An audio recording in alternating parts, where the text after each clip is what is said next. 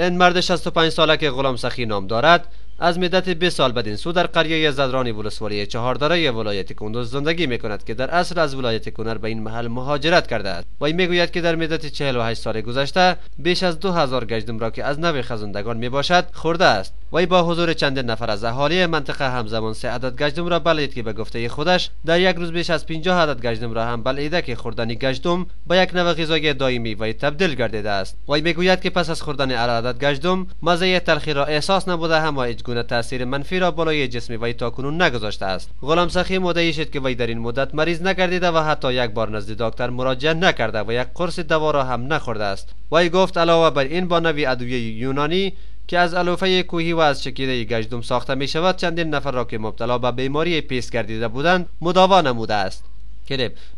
گفتن است که این مرد تنها زندگی می کند و از شغل دریوری و گلکاری امرار معاش می نماید. با گفته خودش در موقع تفریح گاهی با نواختن دوتار خود را سرگرم می سازد. محمد قاسم نصراللهی، تلویزیون آریانا، ولایت کندوز.